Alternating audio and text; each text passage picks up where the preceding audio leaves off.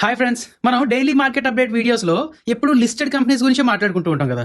అంటే స్టాక్ మార్కెట్లో దొరికే రిలయన్స్ అని, టీసీఎస్ అని, హెచ్డిఎఫ్సి బ్యాంక్ అని ఇలాంటి లిస్టెడ్ షేర్స్ గురించే మాట్లాడుకుంటూ ఉంటాం. అలాగే ఐపీఓ అనాలిసిస్ చేస్తున్నప్పుడు ఏంటంటే సెబీ అప్రూవల్ ద్వారా ఎన్ఎస్సి, బిఎస్సి ఎక్స్చేంజెస్లో లిస్ట్ అవ్వడానికి రెడీగా ఉన్న కంపెనీస్ గురించి మాట్లాడుతున్నాం. కానీ ఈ లిస్టెడ్ మార్కెట్ వెనక ఇంకొక పెద్ద, చాలా మందికి పూర్తిగా తెలియని ఒక సీక్రెట్ వరల్డ్ ఉందండి. అదే the world of unlisted shares. దాని గురించి పూర్తిగా ఎక్స్ప్లోర్ చేసుకుందాం ఈ వీడియోలో. అయితే కొంతమంది ఏంటంటే జొమాటో అని, పాలసీ బజార్ అని ఇలాంటి స్టాక్స్ ని లిస్ట్ అవ్వకముందే అన్లిస్టెడ్ మార్కెట్లో కొనేసాం, మల్టీ బ్యాగర్ రిటర్న్స్ తీసేస్తున్నాం అని చెప్పి అంటూ ఉన్నారు. కొంతమంది అన్లిస్టెడ్ మార్కెట్లో హెవీ వాల్యుయేషన్స్ లో, లైక్ ఈ మధ్య చెప్పాలంటే హెచ్డిబి ఫైనాన్షియల్స్ ఒకటి, రీసెంట్ గా టాటా క్యాపిటల్ లాంటి షేర్స్ ని ఎక్కువలో, చాలా ఎక్కువ వాల్యుయేషన్స్ లో కొనేసి తర్వాత లిస్ట్ అయ్యాక చాలా లాసెస్ లో అమ్ముకోవాల్సి వస్తుందని చెప్పి కొంతమంది అంటున్నారు. సో ఏంటి, ఎందుకు ఇంత ఆపర్చునిటీ ఉంది, అలాగే ఎందుకు ఇంత రిస్క్ ఉంది ఈ ప్లాట్ఫామ్ లో అనేది చెప్పుకుందాం. అండ్ అలాగే ఈ అన్లిస్టెడ్ షేర్స్ లో మనం యాజ్ అ రిటైలర్స్ ఇన్వెస్ట్ చేసుకోవచ్చా, చేసుకోవాలంటే ఎలా చేసుకోవాలి, అన్లిస్టెడ్ షేర్స్ ని కూడా లిస్టెడ్ షేర్స్ లాగానే అనాలిసిస్ చేస్తారా, వీటికి రీసెర్చ్ రిపోర్ట్స్ ఎక్కడ దొరుకుతూ ఉంటాయి, వీటిలో రిస్క్ ఎంత ఉంది, రివార్డ్ ఎంత ఉండొచ్చు, అసలు ఈ అన్లిస్టెడ్ షేర్స్ కొనడం లీగలేనా, నార్మల్ ఎక్స్చేంజెస్ లో బై అండ్ సెల్ చేసినట్టు ఇక్కడ కూడా ఈ అన్లిస్టెడ్ కూడా ఏదైనా ఎక్స్చేంజెస్ లో బై ఆర్ సెల్ చేసుకోవచ్చా, ఇలా బోలెడ్ క్వశ్చన్స్ ఉంటూ ఉంటాయి కదా. మీరు చెప్తే ఆశ్చర్యపోతారండి. ఈ వీడియోలో ఇలాంటి క్వశ్చన్స్ ఒక 30 క్వశ్చన్స్ ని ఫ్రేమ్ చేయడం జరిగింది, వాటికి సింపుల్ గా ఆన్సర్స్ కూడా ఇవ్వడం జరిగింది. సో వీడియో మీకు మంచిగా యూజ్ అవుతుందండి, వీడియో లాస్ట్ వరకు చూడండి. రెడీయా? వెల్కమ్ టు రూపాయి తెలుగు. మీరు ఇంకా మన ఛానల్కి కొత్తగా వచ్చినట్టయితే ప్లీజ్ ఆ లైక్ అని, షేర్ అని, కామెంట్ అని, సబ్స్క్రైబ్ అని చేస్తూ ఉండండి. అండ్ అలాగే మనకంటూ ఒక టెలిగ్రామ్ ఛానల్ ఉన్నది. అఫీషియల్ టెలిగ్రామ్ ఛానల్లోనే, జెన్యూన్ టెలిగ్రామ్ ఛానల్లోనే జాయిన్ అవ్వాలంటే మన ప్రతి వీడియో కింద డిస్క్రిప్షన్ బాక్స్ లో మా టెలిగ్రామ్ తాలూకా జాయిన్ లింక్ ఉన్నదండి. దాని ద్వారా మాత్రమే జాయిన్ అవ్వండి. అండ్ అలాగే మాకు మీరు సపోర్ట్ చేయడానికి మన ప్రతి వీడియో కింద డిస్క్రిప్షన్ బాక్స్ లో మా ఫాయర్స్ తాలూకా రిఫరల్ లింక్ ఉన్నది. ఆ లింక్ ద్వారా మీ అకౌంట్ ఓపెన్ చేసుకుని యూజ్ చేసుకుంటూ ఉంటే మాకు మీరు సపోర్ట్ చేసిన వాళ్ళు అవుతూ ఉంటారు. వీడియోలోకి వెళ్ళక ముందు ఒకసారి మన డిస్క్లైమర్ చూసేయండి. మేము ఏది చెప్పినా సరే అది ఎడ్యుకేషన్ అండ్ ఇన్ఫర్మేషన్ పర్పస్ కోసమే. మేము SEBI registered adviser or research analyst రెండు కాదు. మేము ఏమి ఇచ్చినా సరే అది ఫైనాన్షియల్ అడ్వైస్ కాదు. We're not giving any buy or sell calls. ఏది ఫైనాన్షియల్ అడ్వైస్ కాదండి, జస్ట్ ఎడ్యుకేషన్ ఇన్ఫర్మేషన్ పర్పస్ కోసం. మీ ఓన్ రీసెర్చ్ చేసుకోండి, లేదు అంటే ఒక సెబీ రిజిస్టర్డ్ అడ్వైజర్ అయినా కలండి. నౌ ఈ అన్లిస్టెడ్ షేర్స్ అంటే ఏంటి అనేది మీకు తెలియాలి కదా. సో దాని గురించి క్లుప్తంగా సింపుల్ గా మాట్లాడుకుందామండి. దానికోసం ఏంటంటే మీరు ఆ బిగ్ పిక్చర్ అనేది చూడాలి. ఏ కంపెనీ అయినా సరే, లిస్టెడ్ కంపెనీ, రిలయన్స్ అవన్నీ పక్కన పెట్టండి, ఏదో ఒక చిన్న కంపెనీ ఒక ఓనర్ ఓపెన్ చేశాడు అంటే, అది రన్ చేస్తున్నాడంటే ఎప్పుడో ఒకప్పుడు తన దగ్గర ఉన్న స్థాయికి మించి కంపెనీలో పెట్టడానికి డబ్బులు కావాల్సి వస్తుంది కదా. అప్పుడు ఆ ఓనర్ ఏం చేస్తాడు, రెండు పనులు చేయొచ్చు. ఒకటి, బ్యాంక్ దగ్గరికి వెళ్ళి, లేదంటే వేరే వాళ్ళ దగ్గరికి వెళ్ళి లోన్ తీసుకోవచ్చు, డెట్స్ అంటాం అన్నమాట. లేదా రెండు, కొంతమంది మనుషుల్ని పార్ట్నర్స్ గా తీసుకొని వాళ్ళ దగ్గర డబ్బులు తీసుకొని వాళ్ళకి కంపెనీలో వాటా ఇవ్వడం, అంటే షేర్స్ ఇవ్వడం. సో రిలయన్స్ లాంటి ఒక పెద్ద కంపెనీ, లక్షల కోట్లు డీల్ చేస్తున్న కంపెనీలోనే షేర్స్ ఉండాలి అనే రూల్ ఏమీ లేదు. మీ సందు చివర ఉండే మీ ఫ్రెండ్ జ్యూస్ షాప్ లో కూడా మీరు పెట్టుబడి పెట్టి మీరు వాటాదారుడు అవ్వచ్చండి, అందులో మీకు షేర్ రావచ్చు. అదేనా లేదా? నా ఇదే జ్యూస్ షాప్ లో మీరు పెట్టుబడి పెట్టారంటే మీ షేర్స్ స్టాంప్ పేపర్ రూపంలో ఉండొచ్చు, ఎందుకంటే మీరు అతను ఒక స్టాంప్ పేపర్ లో రాసుకొని ఉండొచ్చు, దాన్నే షేర్ పేపర్స్ అనుకోవచ్చు. బట్ ఒక మోస్తరు కంపెనీ అంటే ఎంసీఏ అని ఉంటుందండి, మినిస్ట్రీ ఆఫ్ కార్పొరేట్ అఫైర్స్ అని చెప్పి. ఎక్కువ డీటెయిల్స్ లోకి వెళ్ళదు, బట్ ఎంసీఏ అనేది సెబీ లాంటి ఒక రెగ్యులేటర్ అనేది గుర్తుపెట్టుకోండి మీరు. నా ఈ ఎంసీఏ అండర్లో రిజిస్టర్ అయిన కంపెనీస్ ఏంటంటే కాగితం రూపంలో ఈ షేర్స్ ఉండడం కాకుండా డీమ్యాట్ రూపంలో, డీమెటీరియలైజ్ ఫార్మ్స్ లో ఈ షేర్స్ అనేది ఉంటాయండి.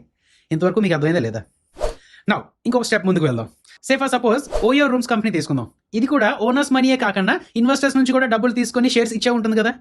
ఒక పెద్ద మనిషి ఫర్ సపోజ్ ఒక 100 కోట్లు ఇన్వెస్ట్ చేసి 10% స్టేక్ కి తగ్గట్టు షేర్స్ తీసుకున్నారు. అందులో ఆ షేర్స్ తన డీమ్యాట్ అకౌంట్ లోకి వచ్చేస్తాయి అన్నమాట. నా ఎప్పుడైనా డబ్బులు కావాల్సి వస్తే తను ఆ షేర్స్ లో ఫ్రాక్షన్ షేర్స్, లైక్ ఖర్చులకి ₹1 కోటి కావాల్సి వస్తే ఆ అమౌంట్ కి తగ్గ షేర్స్ బేరం ఆడి ఆ షేర్స్ ని ఇంకొకరి డీమ్యాట్ అకౌంట్ లోకి పంపి ఆ ₹1 కోటి తీసుకోవచ్చు. నా మీరు ఇక్కడ గమనించాల్సింది ఏంటంటే ఈ ఇద్దరు ప్రైవేట్ గానే డీల్ చేసుకున్నారు. ఇక్కడ ఒక బ్రోకర్ లేకుండా సిడిఎస్ఎల్ ఆర్ ఎన్ఎస్డిఎల్ ద్వారా ఇతను ఏంటంటే సిడిఎస్ఎల్ కి ఒక మెయిల్ పంపిస్తాడు అనమాట, ఈ షేర్స్ ఈ అకౌంట్ కి పంపించాలని చెప్పి. వాళ్ళు అలా పంపించేస్తారు. సో అక్కడ ఇక్కడ ఇలాగ షేర్స్ ట్రాన్స్ఫర్ చేసుకుని షేర్స్ అమ్మేశారు, డబ్బులు తీసేసుకున్నారు. అతను కూడా డబ్బులు ఇచ్చాడు, షేర్స్ తీసుకున్నాడు. అదేందా? ఇంతే అండి, అన్లిస్టెడ్ షేర్స్ అంటే ఇంతే. ఇంకా క్లియర్గా మీకు రాను అర్థమవుతుందండి. నౌ అన్లిస్టెడ్ మార్కెట్ అంటే ఏంటో చూద్దాం. ఫర్ సపోజ్ మీరు ఒక ప్రైమ్ ఏరియాలో అపార్ట్మెంట్ ని కొనేసారండి. 10 ఫ్లాట్స్ ఉన్న ఒక అపార్ట్మెంట్ ని ఒక 10 crores పెట్టి కొనేశారు. సో ఫ్లాట్ కి ₹1 అనమాట. నౌ మీకు తెలిసిన వాళ్ళు వచ్చి ఒక ఫ్లాట్ ని 1,10,00,000 కొనుక్కున్నారు మీ దగ్గర. మీరు రిజిస్టర్ ఆఫీస్కి వెళ్ళి రిజిస్టర్డ్ పేపర్స్ అతని పేరు మీద ట్రాన్స్ఫర్ చేసేసి 1,10,00,000 తీసేసుకున్నారు. అంతే కదా. ఇందాక ఓయో రూమ్స్ లో స్టేక్ సేల్ కి దీనికి పెద్ద డిఫరెన్స్ లేదండి, మీరు అర్థం చేసుకోండి. సరే, ఈ అపార్ట్మెంట్ విషయానికి వస్తే మిగతా ఫ్లాట్స్ అన్ని సేల్ అవ్వడం లేదన్నమాట. అందుకని మీరు ఒక బ్రోకర్ దగ్గరికి వెళ్ళి మా ఫ్లాట్స్ ని అమ్మి పెట్టండి అన్నారు. వాడు మీ ఫ్లాట్స్ ని మార్కెట్లోకి పెట్టి బయర్స్ ని ఎంచుకొని తీసుకొచ్చి చూపించి అవన్నీ తీసుకొచ్చి ఒక్కో బయర్ ని సేకరించాడు, ఆ ఫ్లాట్స్ ని అమ్మేశాడు. అటు బయర్ దగ్గర ఇటు మీ దగ్గర కూడా కమిషన్ తీసుకున్నాడు అన్నమాట. నౌ ఈ బ్రోకర్ అని, బయర్ అని, సెల్లర్ అని ఇదంతా కలిపితే అన్లిస్టెడ్ మార్కెట్ అండి. అర్థమైందా లేదా? నార్మల్గా చూడాలి అంటే ఒక మార్కెట్ అని బ్రోకర్ అని ఇంత అవసరం లేదు, బట్ బయర్స్ అండ్ సెల్లర్స్ ని కలపడానికి వీళ్ళు అవసరం అనమాట. సెబీ ద్వారా అంటే ఎన్ఎస్సి ఆర్ బిఎస్సి ద్వారా లిస్ట్ అయ్యి షేర్స్ ని బై అండ్ సెల్ చేసుకునే ప్లేస్ ని లిస్టెడ్ మార్కెట్ అని అంటాం. ఆ షేర్స్ ని లిస్టెడ్ షేర్స్ అని అంటాం. ఆ కంపెనీని listed company or public limited company అంటాం. అలా కాకుండా ప్రైవేట్ గా ఆర్ అన్రిజిస్టర్డ్ ఎక్స్చేంజ్ లో బ్రోకర్స్ ద్వారా షేర్స్ బై అండ్ సెల్ చేసుకునే ప్లేస్ ని అన్లిస్టెడ్ మార్కెట్ అని అంటాం. ఆ షేర్స్ ని అన్లిస్టెడ్ షేర్స్ అంటాం. ఆ company unlisted company or private limited company అని కూడా అనొచ్చు. నా ఒక బేసిక్ అండర్స్టాండింగ్ అనేది మీకు వచ్చేసిందండి. ఈ బేసిక్ అండర్స్టాండింగ్ ని మీ మైండ్ లో పెట్టుకొని రెడీగా ఉండండి. ఈ అన్లిస్టెడ్ షేర్స్ గురించి జనరల్ గా ఇన్వెస్టర్స్ కి వచ్చే క్వశ్చన్స్ ని మెన్షన్ చేస్తూ వాటికి ఆన్సర్స్ కూడా సింపుల్ గా చెప్పేసుకుందాం. సో మీరు చేయాల్సింది ఏంటంటే స్క్రీన్ మీద క్వశ్చన్స్ కనిపిస్తూ ఉంటాయి, దానికి నేను ఆన్సర్స్ చెప్పేస్తూ ఉంటాను. కాన్సన్ట్రేషన్ తో ఆ 30 క్వశ్చన్స్ అండ్ ఆన్సర్స్ చూడండి, మీకు వీడియో ఎండ్ కల్లా ఒక ఫుల్ క్లారిటీ వచ్చేస్తుంది. ఓకే కదా? వీడియోకి లైక్ చేశారా లేదా? అలాగే share, subscribe please. Right, first basic question, what exactly are unlisted shares? Simple గా stock exchanges like NSE and BSE లో లిస్ట్ అవ్వని కంపెనీస్ యొక్క షేర్స్ ని అన్లిస్టెడ్ షేర్స్ అంటాం. నా కొన్ని ఫీచర్స్ పరంగా ఈ అన్లిస్టెడ్ అండ్ లిస్టెడ్ షేర్స్ ని డిఫరెన్షియేట్ చేయాలంటే ట్రేడింగ్ పరంగా లిస్టెడ్ షేర్స్ అనేది పబ్లిక్ స్టాక్ ఎక్స్చేంజెస్ లో ట్రేడ్ అవుతూ ఉంటాయి. అన్లిస్టెడ్ షేర్స్ అనేది private or over the counter మనిషి మధ్య కూడా అయిపోతూ ఉంటుంది. లిక్విడిటీలా చెప్పాలంటే లిస్టెడ్ షేర్స్ లో హై ఉండొచ్చు, అంటే బై అండ్ సెల్ ఈజీగా చేసుకుంటూ ఉండొచ్చు. అన్లిస్టెడ్ షేర్స్ అనేది లో ఉండొచ్చు లిక్విడిటీ, అంటే బయర్ ని ఆర్ ఎల్ సెల్లర్ ని కలపడం చాలా కష్టం అయి ఉండొచ్చు అనమాట. రెగ్యులేషన్ పరంగా మాట్లాడాలంటే లిస్టెడ్ షేర్స్ కి స్ట్రిక్ట్ రెగ్యులేషన్ ఉంటుంది, సెబీ ఉంటుంది కాబట్టి. ఈ అన్లిస్టెడ్ షేర్స్ కి లెస్ రిస్ట్రిక్షన్, కంపెనీస్ యాక్ట్ అని, ఎంసీ అని ఇలాంటివి ఉంటూ ఉంటాయి. ట్రాన్స్పరెన్సీ పరంగా మాట్లాడుకోవాలంటే లిస్టెడ్ షేర్స్ కి హై ఉంటుందన్నమాట. వాళ్ళు క్వార్టర్లీ రిజల్ట్స్ ఇస్తూ ఉండాలి, పబ్లిక్ ఇన్ఫో ఇస్తూ ఉండాలి. ఏదైనా లిస్టెడ్ కంపెనీ మీద ఒక రూమర్ వస్తే ఒక 24 hours లో వాళ్ళు వచ్చి ఒక క్లారిటీ ఇవ్వాలండి. బట్ అన్లిస్టెడ్ షేర్స్ లో అలా ఏ ఉండదండి. ఇన్ఫర్మేషన్ చాలా లేట్ గా దొరుకుతూ ఉంటుంది, కొన్ని వాటిలో ఇన్ఫర్మేషన్ దొరకదు. ప్రైస్ పరంగా మాట్లాడాలంటే లిస్టెడ్ షేర్స్ లో ట్రాన్స్పరెంట్ గా ఉంటుంది అనమాట, మార్కెట్ డ్రివెన్ ఉంటుంది. ఇన్ఫర్మేషన్ ముందే డిస్కౌంట్ చేసేస్తుంది అది ఇది అంటుంటాం కదా, సో ట్రాన్స్పరెంట్ గా ఉంటుంది, మార్కెట్ డ్రివెన్ ఉంటుంది. అన్లిస్టెడ్ షేర్స్ లో మాత్రం డీలర్ డ్రివెన్ అనమాట. తర్వాత మీకు అర్థమవుతుందండి, బట్ ఒపేక్ గా ఉంటుంది. దీనికి ఆన్సర్ కొంచెం కష్టం అండి, చెప్పడం కష్టం, ఎందుకంటే వెంటనే మీరు వాటి దగ్గరికి వెళ్ళిపోవచ్చు. బట్ స్టాక్ మార్కెట్ లాగా బై బటన్ అనేది ఉండదు అనమాట. మీరు specialised intermediates or online platforms like unlisted zone అనో, ప్రెసైజ్ అనో, షేర్స్ కార్ట్ అనో, లేదా కంపెనీ ఎంప్లాయీస్ ఈ సాప్స్ ఉన్న వాళ్ళు కూడా ఆర్ ఎగ్జిస్టింగ్ ఇన్వెస్టర్స్ నుంచి డైరెక్ట్ గా కొనుక్కోవచ్చు. ఇక్కడ మీకు ఒక విషయం తెలియాలండి, ఈ సాప్స్ ఇది కూడా ఉన్నదండి. జనరల్ గా ఒక డీసెంట్ కంపెనీ తన ఎంప్లాయీస్ కి కంపెనీలో కొన్ని షేర్స్ డైరెక్ట్ గా ఇస్తుంది, లేక కాల్ ఆప్షన్ లా, అంటే 2 సంవత్సరాల్లో మీకు మన కంపెనీ షేర్స్ ని 100 రూపాయలకి కొనుక్కునే ఆప్షన్ ఇస్తున్నాం అని చెప్తుంది అనమాట. దీన్నే ఈ సాప్స్ అని అంటారు. ఆ ఎంప్లాయీ ఏం చేస్తాడు, కష్టపడి ఆ కంపెనీని పైకి తీసుకొచ్చి 2 సంవత్సరాల్లో ఆ కంపెనీ తాలూకా షేర్ వాల్యూ ఒక 200 రూపాయలు అలా తీసుకొచ్చాడు అనుకోండి. సో ఇప్పుడు ఏం చేయొచ్చు, అతని ఆప్షన్ ని ఎక్సర్సైజ్ చేసుకుంటాడు అనమాట. 100 రూపాయలకి కంపెనీ దగ్గర ఆ షేర్స్ కొనుక్కుంటాడు, 200 రూపాయలకి డైరెక్ట్ గా తెలిసిన వాళ్ళకో లేక ఒక బ్రోకర్ ద్వారానో అమ్మేస్తాడు అనమాట. ఇలా కూడా కొన్ని అన్లిస్టెడ్ షేర్స్ అటు ఇటు తిరుగుతూ ఉంటాయి. ఓకే కదా? ఎస్, లీగాలిటీ పరంగా చెప్పాలంటే 100% లీగల్ అండి. కానీ సెబీ రెగ్యులేషన్స్ తక్కువ ఉంటాయి కాబట్టి జాగ్రత్తగా ఉండాలి. అదేందా, ఇప్పుడు ఒక లిస్టెడ్ కంపెనీ తన ప్రాఫిట్ అండ్ లాస్ స్టేట్మెంట్ తప్పుగా చూపించింది అనుకోండి, సెబీ వెళ్ళి గట్టిగా అడుగుతుంది. అలాగే ఇక్కడ ఒక దగ్గర స్కామ్ జరుగుతుందని బయటకు చెప్తూ ఉంటుంది అనమాట. ఈ అన్లిస్టెడ్ కంపెనీస్ అంటే దాని అర్థం ఏంటండి, సెబీలో లిస్ట్ అవ్వని కంపెనీస్, రిజిస్టర్ అవ్వని కంపెనీస్. సో సెబీ పరిధిలో ఉండవు అనమాట. సో ఏంటంటే వాటి నచ్చినట్టు అవి చేస్తూ ఉంటాయి, స్కామ్స్ కూడా చేసుకుంటూ ఉండొచ్చు, రూల్స్ పాటించకపోవచ్చు, ఏదైనా చేసుకుంటూ ఉండొచ్చు. అఫ్కోర్స్ ఎవరైనా కంప్లైంట్ ఇస్తే సెబీ ఏంటంటే కొంచెం వాళ్ళని కంట్రోల్ చేయొచ్చు, లేదంటే ఏమైనా ఇన్వెస్టిగేషన్ అది చేయొచ్చు. బట్ పూర్తి కంట్రోల్ అనేది సెబీకి ఉండదు. ఒక వాచ్ డాగ్ లా మాత్రం సెబీ పనిచేయదన్నమాట అన్లిస్టెడ్ షేర్స్ కి, కంపెనీస్ కి. అస్సలు రెగ్యులేటర్ లేరా అంటే అలాగేం కాదండి. ఈ ట్రాన్సాక్షన్స్ అంతా మినిస్ట్రీ ఆఫ్ కార్పొరేట్ అఫైర్స్ అని, కంపెనీస్ యాక్ట్ అని వీటి కింద వస్తూ ఉంటాయి అన్నమాట. బట్ ఇవేంటంటే సెబీ అంత స్ట్రింజెంట్ గా అయితే వర్క్ అవ్వచ్చు. ఇది ఫిక్స్ కాదండి. నార్మల్ గా ఈ ప్లాట్ఫామ్స్ నుంచి మినిమం టికెట్ సైజ్ ఒక 50,000 to 1 lakh అలా ఉంటూ ఉంటుంది అన్నమాట. ఇందులో ఎస్ఐపి లా చేద్దాం, లేదంటే 10,000కే కొనుక్కుందాం అంటే అవ్వకపోవచ్చు. ఎస్, 100% డీమ్యాట్ అకౌంట్ కావాలి. అన్లిస్టెడ్ షేర్స్ కూడా మీ డీమ్యాట్ అకౌంట్ లోనే క్రెడిట్ అవుతాయి. ఫిజికల్ షేర్స్ అనేవి ఇప్పుడు చాలా రేర్. ఎస్, మీ నార్మల్ లిస్టెడ్ షేర్స్ తో పాటు ఈ అన్లిస్టెడ్ షేర్స్ కూడా మీ డీమ్యాట్ అకౌంట్స్ లోకి వచ్చేస్తాయి. మీకు మంత్లీ సిడిఎస్ఎల్, ఎన్ఎస్డిఎల్ స్టేట్మెంట్స్ వస్తూ ఉంటాయి కదా, అందులో కూడా కనిపిస్తూ ఉంటాయండి మిగతా షేర్స్ లాగానే. ఇక్కడ కొంచెం జాగ్రత్తగా వినండి. అన్లిస్టెడ్ మార్కెట్ ని, ఎస్ఎంఈ ప్లాట్ఫామ్ ని రెండు ఒకేలా చూస్తూ ఉంటారు. రెండు వేరువేరండి. అన్లిస్టెడ్ ప్లాట్ఫామ్ అనేది ప్రైవేట్ డీల్స్ చేసుకునే ఒక మార్కెట్ ప్లేస్. ఎస్ఎంఈ ప్లాట్ఫామ్ అనేది చిన్న కంపెనీస్ కోసం క్రియేట్ చేసిన ఒక special stock exchange, like BSc, SME అని, ఎన్ఎస్సి, ఎమర్జ్ అని. అక్కడ కూడా లిస్టెడ్ షేర్స్ లాగానే మార్కెట్ అవర్స్ లో ట్రేడింగ్ జరుగుతూ ఉంటుంది. బట్ అన్లిస్టెడ్ మార్కెట్ లో అలాంటి టైం లిమిట్స్ ఏవి ఉండవు అనమాట. అండ్ సింపుల్ గా చెప్పాలి అంటే ఎస్ఎంఈ ప్లాట్ఫామ్ కూడా ఒక లిస్టెడ్ స్పేస్ లాగానే, బట్ చిన్న కంపెనీస్ ట్రేడ్ అవుతూ ఉంటాయి. అన్లిస్టెడ్ కి ఎస్ఎంఈకి సంబంధమే లేదు. ఇందాక చెప్పిన పేర్లే అండి, బట్ నేను పేర్లు అయితే రికమెండ్ చేయదలుచుకోలేదు. బట్ మీరు ఒకసారి ఆ ప్లాట్ఫామ్ ని చూస్ చేసుకునే ముందు రెప్యుటేషన్ ఉందా లేదా, ఇయర్స్ ఆఫ్ ఎక్స్పీరియన్స్ ఉందా లేదా, కస్టమర్ రివ్యూస్ ఉన్నదా లేదా, ట్రాన్సాక్షన్ ప్రాసెస్ లో ట్రాన్స్పరెన్సీ ఉందా లేదా, అండ్ ప్లాట్ఫామ్ ఎంత ఈజీగా ఉన్నది, ఎంత క్లియర్ గా ప్రాసెస్ ని ఎక్స్ప్లెయిన్ చేయగలుగుతుంది అనేది చాలా ఇంపార్టెంట్. అండ్ ఫ్రెండ్స్, మీకు ఒక విషయం చెప్తున్నానండి, అన్లిస్టెడ్ షేర్స్ అనేది ప్రైవేట్ గా డీల్ చేసుకోవచ్చు అని చెప్పాను కదా. సో మీ సర్కిల్లో ఒకరు ఎవరైనా ఆ షేర్స్ అమ్ముతూ ఉన్నట్టుంటే అండ్ వాళ్ళ మీద మీకు నమ్మకం ఉన్నట్టుంటే అలాంటి వాళ్ళ దగ్గర కొనుక్కోవడం మంచిదండి. లేదు ఒక బ్రోకర్ కూడా ఏంటంటే ఆ బ్రోకర్ తనకు ఆఫీస్ మీకు ఏమైనా తెలిసి ఆఫీస్ దగ్గరికి వెళ్ళి, లేదంటే అక్కడ ఎవరో మీకు తెలిసిన వాళ్ళు ఉంటే, అంటే నేను చెప్తుంది ఏంటంటే మీ సర్కిల్లో ఉన్న వాళ్ళ దగ్గరే బై అండ్ సెల్ చేసుకోవడం మంచిది అనేది నా ఉద్దేశం. చాలా వరకు ప్రీ ఐపీఓ షేర్స్ అనేవి అన్లిస్టెడ్ షేర్సే, కానీ ప్రీ ఐపీఓ అనే టర్మ్ ని ఐపీఓకి చాలా దగ్గరలో ఉన్న కంపెనీస్ కి వాడుతూ ఉంటారన్నమాట. సో అన్ని అన్లిస్టెడ్ షేర్స్ అనేది ప్రీ ఐపీఓ షేర్స్ అవ్వవు. అండ్ ఇంకొకటి మీకు చెప్తున్నా అండి, అన్ని ఐపీఓలోకి వెళ్ళిపోవాలని కూడా లేదన్నమాట. కొంతమంది ఈ రెగ్యులేషన్ భయాలు ఇవన్నీ ఎందుకు, హాయిగా అన్లిస్టెడ్ గానే ఉందామని చెప్పి కూడా ఉంటూ ఉంటారు. ఇది చాలా ఇంపార్టెంట్ క్వశ్చన్. ఇందాక చెప్పుకున్న దానికి ఎక్స్టెండ్ గా చెప్పాలి అంటే చాలా కంపెనీస్ ఎప్పటికీ లిస్ట్ అవ్వకపోవచ్చు అన్నమాట. సో జనరల్గా ఏంటంటే అన్లిస్టెడ్ మార్కెట్లో మనం షేర్స్ కొనుక్కొని అది లిస్ట్ అయిన తర్వాత లిక్విడిటీ బాగానే ఉంటుంది కాబట్టి అఫీషియల్ గా మనం ఆ షేర్స్ ని ఎక్స్చేంజెస్ లో అమ్ముకోవచ్చు అనుకుంటూ ఉంటారు. బట్ కొంతమంది ఏంటంటే ఆ కంపెనీస్ ని లిస్ట్ చేయరు అనమాట.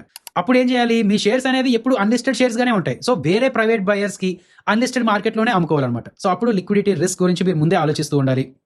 సో దానివల్ల ఏంటంటే ఆ లిక్విడిటీ రిస్క్ అనేది మీకు ఎప్పటికప్పుడు ఉంటూ ఉంటుంది. అందుకనే ఏదైనా షేర్ మీరు కొనుక్కునే ముందు మళ్ళీ అమ్మేది కూడా ఇలా ప్రైవేట్ అన్లిస్టెడ్ పార్టీకి అమ్మాలి, సో లిక్విడిటీ తక్కువ ఉంటుంది అనేది మీ మైండ్లో పెట్టుకోండి. ప్రైస్ అనేది ప్యూర్గా డిమాండ్ అండ్ సప్లై మీదే డిపెండ్ అయి ఉంటుందండి. కంపెనీ పర్ఫార్మెన్స్ అని, ఫ్యూచర్ గ్రోత్ పొటెన్షియల్ అని, వాళ్ళ సెక్టర్లో ఉన్న లిస్టెడ్ కంపెనీస్ తాలూకా వాల్యుయేషన్ ని రిలేటివ్ వాల్యుయేషన్ అంటారనమాట. దాంతో కంపేర్ చేసి ఇలాంటివన్నీ ప్రభావితం చేస్తాయి. అండ్ ఏదైనా ఒక కంపెనీ ఐపీఓలోకి వస్తుంది అనుకున్నప్పుడు ఏంటంటే ఐపీఓలో ఇంకా బెటర్ వాల్యుయేషన్స్ దొరకచ్చు అని చెప్పి ఆ హైప్ కూడా ఉంటూ ఉంటుంది. ఒక్కొక్క డీలర్ వేరే వేరే ప్రైస్ చెప్తూ ఉంటాడండి, ఎందుకంటే ఇది రెగ్యులేటెడ్ మార్కెట్ కాదనమాట. ప్రతి డీలర్ వాళ్ళ నెట్వర్క్ లో ఉన్న సెల్లర్స్ ని తెచ్చి వాళ్ళ కమిషన్స్ ఆర్ మార్జిన్స్ యాడ్ చేసి మీకు అమ్ముతూ ఉంటారు. అంటే ఫర్ ఎగ్జాంపుల్ ఒక బ్రోకర్ దగ్గర ఒక కంపెనీ 100 రూపాయలకి కోట్ చేస్తూ ఉంటే ఇంకొక బ్రోకర్ 120 రూపాయలు కోట్ చేయొచ్చు. సో కొంచెం జాగ్రత్తగా చూస్తూ ఉండాలన్నమాట. ఈ అన్లిస్టెడ్ షేర్స్ ని రిస్కీ అని ఎందుకన్నామంటే ఇల్లిక్విడిటీ అండి. ఇది పెద్ద రిస్క్. మీరు కొంటున్నప్పుడు అక్కడ ప్రైస్ 100 రూపాయలు చూపించినా సరే ఆ సెల్లర్ ఎవరైతే ఉన్నాడో 120 రూపాయలకు అమ్ముతానొచ్చు. సరే మీరు ఆ 120 రూపాయలు కొనేస్తారు. రేపు పొద్దున్న ఇది 150 రూపాయలకి వెళ్ళిన తర్వాత మీరు అమ్మాలనుకున్నప్పుడు కొనుక్కునేవాడు నేను 120 రూపాయలకి కొంటాను అనొచ్చు. సో మీకు అసలు ప్రాఫిట్ రాకపోవచ్చు, కొన్నిసార్లు లాస్ కూడా రావచ్చు. అదేందా ఇల్లిక్విడిటీ అనేది, అదేందా రియల్ ఎస్టేట్ చేస్తున్న వాళ్ళకి బాగా తెలుస్తుందండి. ₹1,00,00,000 ఉంటుంది ఒక స్థలం తాలూకు వాల్యూ, బట్ కొన్నోడు వచ్చి నాకు 80 లక్షలు అయితేనే కొంటా అనొచ్చు. And second, lack of information. Listed companies ప్రతి 3 నెలలకు ఒకసారి రిజల్ట్స్ ని అండ్ ప్రతి ఇంపార్టెంట్ న్యూస్ ని పబ్లిక్ కి చెప్తూ ఉండాలి. కానీ అన్లిస్టెడ్ కంపెనీస్ కి ఆ రూల్స్ ఏమి ఉండవండి. సో కంపెనీలో ఏం జరుగుతుందో మనకు సపరేట్ గా తెలుస్తూ ఉండదు అనమాట. 3, price volatility and manipulation. Transparent pricing ఉండదు కాబట్టి కొంతమంది ఆ ప్రైస్ ని మ్యానిపులేట్ చేసే ఛాన్స్ ఉంటుంది. సెబీ వీటిలో అంతలా యాక్టివ్ గా చూస్తూ ఉండదు కాబట్టి మన వరకు రాకపోవచ్చు అన్నమాట. స్కామ్ లేదంటే ఆ ప్రైస్ మిస్ఇన్ఫర్మేషన్ జరిగిపోయిన తర్వాత మనకు తెలుస్తూ ఉండొచ్చు. జరిగే ఛాన్స్ ఉన్నదండి. మీరు డబ్బులు కట్టి షేర్స్ మీ డీమ్యాట్ అకౌంట్ కి రాకుండా మోసపోయే ఛాన్స్ కూడా ఉంది. భయపెడుతున్నాను కాదు, అందుకనే చెప్తున్నా అండి, ట్రస్టెడ్ ప్లాట్ఫామ్స్ తోనే అండ్ తెలిసిన సర్కిల్లోనే డీల్ చేయడం మంచిదన్నమాట. జనరల్గా ఏంటంటే వీటి తాలూకా హోల్డింగ్ పీరియడ్ 24 months అండి, 2 years. అండ్ మిగతావన్నీ మామూలే. ఇక్కడ కొంచెం జాగ్రత్తగా ఉండండి. ఇన్ జనరల్ గా చెప్పాలంటే ప్రీ ఐపీఓ ఇన్వెస్టర్స్ కి నార్మల్ గా 6 months తాలూకా లాకిన్ పీరియడ్ ఉంటుంది. చెప్తారు కదా ప్రమోటర్స్ కి 6 months తాలూకా లాకిన్ పీరియడ్ అని, మీరు కూడా ప్రమోటర్స్ కేటగిరీలో వచ్చేస్తారు.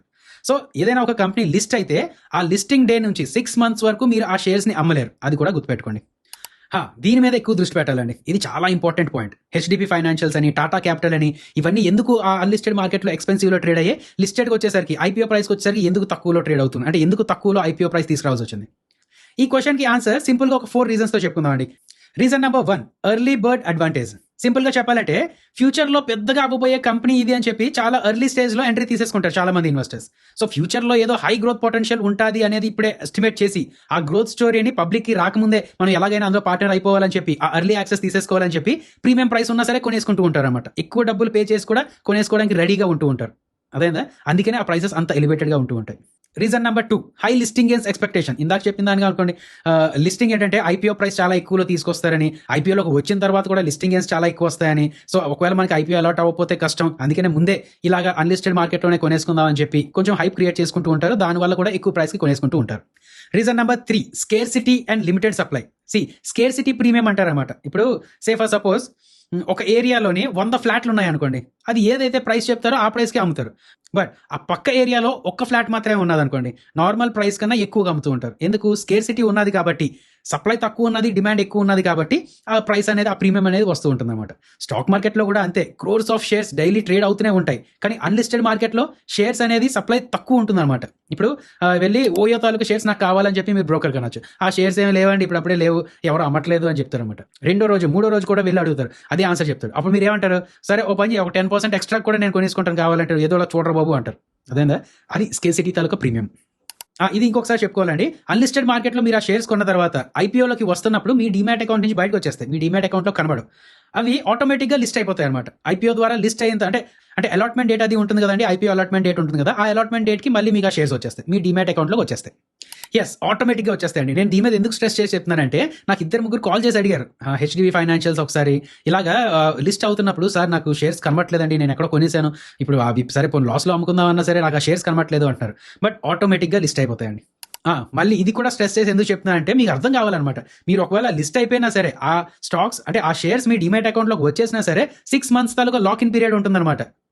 ఆ తర్వాత మాత్రమే మీరు ఓపెన్ మార్కెట్లో అమ్ముకోగలరు. అదేందా, ఇప్పుడు ఒక కంపెనీ మీరు అన్లిస్టెడ్ మార్కెట్లో ₹100 కొనుక్కున్నారండి, ఐపీఓ ప్రైస్ 200 అయిపోయారు, అమ్మ డబుల్ ప్రాఫిట్ అనుకుంటారు మీరు. లిస్ట్ అయిపోతుంది, షేర్ వాల్యూ అక్కడ 200 చూపిస్తుంది, బట్ మీరు అమ్మలేరు. 200 నుంచి 250 వెళ్తుంది, అమ్మలేరు. ఇంకొక 3 నెలలు ఉన్నాయి అనగా 250 నుంచి 125 పడిపోతుంది, అమ్మలేరు. 125 నుంచి 50కి పడిపోతుంది, అమ్మలేరు. 6 months పూర్తి అయ్యేసరికి ఏ ప్రైస్ ఉంటుందో ఎక్కడ అమ్ముకోగలరు ఎవరు తెలుసండి. జనరల్గా లిస్టెడ్ కంపెనీస్ ఏంటంటే 3 monthsకి ఒకసారి క్వార్టర్లీ స్టేట్మెంట్స్ ఇస్తుంటాయి, మంత్లీ ఒకసారి అప్డేట్స్, బిజినెస్ అప్డేట్స్ ఇస్తుంటాయి, ఇలాంటివన్నీ చేస్తూ ఉంటాయి కదా. బట్ వీళ్ళు ఏంటంటే అన్లిస్టెడ్ మార్కెట్ అంటే ప్రైవేట్ ప్లేయర్స్ సంవత్సరానికి ఒకసారి ఎంసీఏ వెబ్సైట్లో వాళ్ళ తాలూకా యాన్యువల్ రిపోర్ట్స్ని అప్డేట్ చేస్తుంటారండి. సో అక్కడికి మీరు వెళ్ళి డౌన్లోడ్ చేసుకోవచ్చు. అండ్ కొన్ని అన్లిస్టెడ్ ప్లాట్ఫామ్స్ కూడా వాళ్ళు కూడా ఈ వెబ్సైట్ రిపోర్ట్స్ని అందిస్తూ ఉంటాయి అన్నమాట, అక్కడ కూడా మీరు చూసుకుంటూ ఉండొచ్చు. ఇది ఇంపార్టెంట్ క్వశ్చన్. రీసెర్చ్ రిపోర్ట్స్ అని, బ్రోకరేజ్ తాలూకా టార్గెట్స్ అని, లేదంటే ఎవరేమనుకుంటున్నారని ఎక్కడ దొరకదు. ఎందుకంటే ఒక ఈకో సిస్టమ్ అనేది పెద్దగా లేదు. మేబీ రేపొద్దున ఈకో సిస్టమ్ అంతా డెవలప్ అయిన తర్వాత రీసెర్చ్ రిపోర్ట్స్ రావచ్చేమో. ఇప్పుడు సే ఫర్ సపోజ్ పేటిఎం లేక రిలయన్స్ ఇండస్ట్రీస్ లేదా వేరే XYZ ఏదో ఆ కంపెనీస్ మీద రీసెర్చ్ రిపోర్ట్స్ రిలీజ్ చేస్తున్నప్పుడు అది చూసే వాళ్ళ సంఖ్య ఎక్కువ ఉంటుంది కదా, అందుకని వాళ్ళు కూడా రీసెర్చ్ రిపోర్ట్స్ అనేది ఎక్కువ పబ్లిష్ చేస్తూ ఉంటారు. బట్ ఒక అన్లిస్టెడ్ మార్కెట్లో ఒకటి ఆ అన్లిస్టెడ్ కంపెనీ మీద వీళ్ళకి ఎక్కువగా ఇన్ఫర్మేషన్ ఉండదు. రీసెర్చ్ రిపోర్ట్స్ కూడా పబ్లిక్ డేటా నుంచే కదా తీసుకుంటారు, వీళ్ళకి పెద్ద ఇన్ఫర్మేషన్ ఉండదు అనమాట. సరే పోనీ ఉన్న ఇన్ఫర్మేషన్లో కష్టపడి ఏదో ఒక రీసెర్చ్ రిపోర్ట్ తయారు చేసి పబ్లిక్ ఇద్దామన్నా ఎక్కువ మంది తీసుకుంటూ ఉంటారు. సో అదే ఒక ఈకో సిస్టమ్ అనేది పూర్తిగా డెవలప్ అవ్వలేదు. సో యాజ్ ఆఫ్ నౌ పెద్దగా రీసెర్చ్ రిపోర్ట్స్ అనేది ఉండదు, అనలిస్ట్ లేవనుకుంటున్నారు, అనలిస్టుల తాలూకు ఇంటర్వ్యూస్ ఉండవు, మేనేజ్మెంట్ ఇంటర్వ్యూస్ ఏమీ ఉండవు అనమాట. షేర్స్ అమ్మేటప్పుడు ఏంటంటే మీకు క్లియర్గా తెలుస్తుంటుందండి, ఆఫ్లైన్ DIS అంటారు. యాజ్ ఆఫ్ నౌ కొంచెం ఆన్లైన్ కూడా వెళ్తుంది, బట్ ట్రెడిషనల్ మెథడ్లో చెప్పాలంటే డెలివరీ ఇన్స్ట్రక్షన్ స్లిప్ అంటారు అనమాట. దాని ద్వారా సెల్లర్ వాళ్ళ డిమాట్ అకౌంట్ మీ డిమాట్ అకౌంట్కి ట్రాన్స్ఫర్ చేస్తారు, కొంచెం ప్రాసెస్ అనేది ఎక్కువ ఉంటుంది. ప్రతి షేర్కి ఏంటంటే లిస్టెడ్ ఆర్ అన్లిస్టెడ్ ఏదైనా సరే ఒక యూనిక్ నెంబర్ ఉంటుందండి, ISIN అంటారు, ఇంటర్నేషనల్ సెక్యూరిటీస్ ఐడెంటిఫికేషన్ నెంబర్ అని ఉంటుందన్నమాట. ఇది షేర్ ట్రాన్స్ఫర్ అయ్యేటప్పుడు కరెక్ట్ కంపెనీ షేర్ని ఐడెంటిఫై చేయడానికి యూజ్ అవుతుంది. సో అంటే ఏమంటానంటే, రేపొద్దున మీరు షేర్స్ ట్రాన్స్ఫర్ చేస్తున్నప్పుడు ఇలాంటివి కూడా ముందు ISIN నెంబర్ అనేది కొంచెం నోట్ చేసుకోవడం, రేపొద్దున అది మీ పేరు మీద ఉన్నదా లేదా చూసుకోవడం, ఇటువంటి కొంచెం జాగ్రత్తగా చూసుకుంటూ ఉండాలి. మీ అంతటా మీరు వాల్యుయేషన్ చేయాలన్నా సరే కొంచెం కాంప్లెక్స్ అండి. అబ్సల్యూట్ వాల్యుయేషన్, రిలేటివ్ వాల్యుయేషన్ అని 2 ఉంటాయి. అబ్సల్యూట్ వాల్యుయేషన్ చేయాలి అంటే మీరు ఆ కంపెనీ దానికి యాన్యువల్ రిపోర్ట్స్ డౌన్లోడ్ చేసుకోవాలి, బ్యాలెన్స్ షీట్ చూసుకోవాలి, అది ఇది చాలా చేసుకుంటూ ఉండాలి. సింపుల్గా ఏంటంటే రిలేటివ్ వాల్యుయేషన్ అంటారన్నమాట, PE రేషియో అని, ప్రైస్ టు సేల్స్ రేషియో అని, ఇలాంటివన్నీ చేసుకుంటూనే వాల్యుయేషన్ చేసుకుంటూ ఉంటారు. బట్ అది చేసినా సరే పూర్తి వాల్యుయేషన్ అయితే అవ్వదు, గుర్తుపెట్టుకుంటూ ఉండండి మీరు అది. ఇది చాలా ఇంపార్టెంట్ క్వశ్చన్. కొంతమంది అడుగుతున్నారండి, సార్ అన్లిస్టెడ్ మార్కెట్స్లో ఇన్వెస్ట్ చేసే మ్యూచువల్ ఫండ్స్ ఏమైనా ఉంటే చెప్తూ ఉండండి అని చెప్పి. కొన్ని మ్యూచువల్ ఫండ్స్ ఉంటూ ఉంటాయండి. యాజ్ ఆఫ్ నౌ నేను అది డీటెయిల్స్ అవన్నీ చెప్పలేను, బట్ వెరీ సూన్ ఏదో ఒక షార్ట్ వీడియోలో అలాగా కన్ఫర్మేషన్స్ అవి తీసుకుందాం చెప్తాను. కొన్ని మ్యూచువల్ ఫండ్స్ ఏంటంటే ఒక 10% ఆఫ్ ద పోర్ట్ఫోలియో ఇలా అన్లిస్టెడ్ షేర్స్లో ఇన్వెస్ట్ చేసుకుంటూ ఉంటుంటారండి. అవి చెప్పుకుందామండి ఫ్యూచర్లో, కన్ఫర్మేషన్స్ అవి తీసుకున్న తర్వాత ఒక షార్ట్ వీడియోలో చెప్పుకుందాం. సో ఇది ఫ్రెండ్స్, అన్లిస్టెడ్ మార్కెట్ గురించి, అన్లిస్టెడ్ షేర్స్ గురించి మీకు అర్థమైందా లేదా? ఏదైనా సరే మీరు అర్థం చేసుకోవాల్సింది ఏంటంటే, ఒక డబుల్ ఎడ్జ్డ్ స్వార్డ్ లాంటిది, 2 ఉంటాయి అనమాట. రిస్క్ అలాగే ఉంటుంది, రివార్డ్ అలాగే ఉంటుంది. అండ్ ఇన్ జనరల్గా చెప్తున్నానండి, అంటే పోర్ట్ఫోలియో మేనేజర్స్తోని వాళ్ళతోని అక్కడక్కడ నేను డీల్ చేసి, లేదంటే మాట్లాడుతూ, లేదంటే పబ్లిక్గా ఉన్న వాళ్ళ తాలూకు ఇంటర్వ్యూస్ అవి చూస్తున్నప్పుడు నాకు అర్థమైంది ఏంటంటే, ఒక 100 కంపెనీలు ఉన్నాయి అన్లిస్టెడ్ మార్కెట్లో, ఒక 100 కంపెనీలు ఉన్నాయి. అందులో 60-70% రిటర్న్స్ ఇవ్వండి. కొన్ని అయితే నిల్ రిటర్న్స్ ఇస్తాయి, కొన్ని అయితే నెగిటివ్ రిటర్న్స్ కూడా ఇస్తుంటాయి. ఒక 20% ఆఫ్ ద కంపెనీస్ ఎలా ఉంటాయంటే ఒక డబుల్ త్రిబుల్ అయిపోతూ ఉంటాయి అన్నమాట ఒక 2-3 yearsలో. అందులో ఒక 10% ఆఫ్ ద కంపెనీస్ ఎలా ఉంటాయంటే 10x 20x రిటర్న్స్ కూడా ఇస్తూ ఉంటాయి అన్నమాట. అదేందా? సో నేనేమంటానంటే, క్యాపిటల్ ఎక్కువగా ఉన్న వాళ్ళు ఏంటంటే ఇలాంటి అన్ని కంపెనీస్లో డైవర్సిఫై చేసి డబ్బులు పెడుతూ ఉంటారు. కొన్ని కంపెనీస్లో డబ్బులు పోతాయి, కొన్ని కంపెనీస్లో డబ్బులు రావు, కొన్ని కంపెనీస్లో మాత్రం హై రిటర్న్స్ వస్తూ ఉంటాయి. సో నెట్ చూసుకుంటే వాళ్ళకి ఒక మంచి రిటర్న్ పోర్ట్ఫోలియో వస్తూ ఉంటుంది. బట్ మనలాంటి వాళ్ళు మా అయితే ఒక కంపెనీలోనో 2 కంపెనీస్లోనో ఇన్వెస్ట్ చేసుకుంటూ ఉంటాం కదా. సో మనం ఇన్వెస్ట్ చేసుకునే కంపెనీయే డీప్ డైవ్ అయిపోయింది అనుకోండి, ఇబ్బంది పడాల్సి వస్తుంది. సో అంటే మీకు ఆ రీసెర్చ్ ఇలా రీసెర్చ్ చేసుకునే పవర్ ఉన్నది, లేదంటే ఒక సర్కిల్ ఉన్నది, ఆ సర్కిల్ మీద మీకు నమ్మకం ఉన్నది, వాళ్ళు రీసెర్చ్ బాగా చేస్తూ ఉంటారు, అండ్ ఎక్కువ రిస్క్ లేకుండా ఆ షేర్స్ని కూడా ఎక్కువ చేసుకోగలరు అని అన్నప్పుడు మాత్రమే. అండ్ హార్డ్ సేవింగ్స్ అని కాకుండా కొన్ని డిస్పోజబుల్ ఇన్కమ్ ఉంటుంది కదా, అయితే 0 అయిపోవాలి, లేదంటే డబుల్ అయిపోవాలి అనుకునే క్యాపిటల్ ఏదైతే ఉంటుందో అలాంటివి మాత్రమే ఇలాంటి దాంట్లో పెట్టే ప్లాన్ చేసుకుంటూ ఉండండి మీరు. అండ్ ఇంకొక విషయం అండి, స్వింగ్ ట్రేడింగ్లా ఇలాంటివి ఏం ప్లాన్ చేయకండి, ఏ ఉన్నా సరే లాంగ్ టర్మ్ కోసం. నన్ను అడిగితే ఇలాంటి వాటికి దూరంగా ఉండడం మంచిది. బట్ మీ దగ్గర ఆ కెపాసిటీ ఉంది, రీసెర్చ్ చేసుకునే ఇది ఉన్నది, అండ్ ఆ సర్కిల్ కూడా బాగానే ఉన్నది అని అనిపిస్తే అప్పుడు మీరు కొంచెం చూసుకుంటూ ఉండండి. బట్ డిస్క్లైమర్ చెప్పాను కదండి, ఏది డైరెక్ట్ ఫైనాన్షియల్ అడ్వైస్ కాదు, అసలు నేను ఫైనాన్షియల్ అడ్వైస్ ఏం అవ్వలేదు ఇందులోని. సరే, లైక్ చేయండి, షేర్ చేయండి, సబ్స్క్రైబ్ చేయండి. జై హింద్.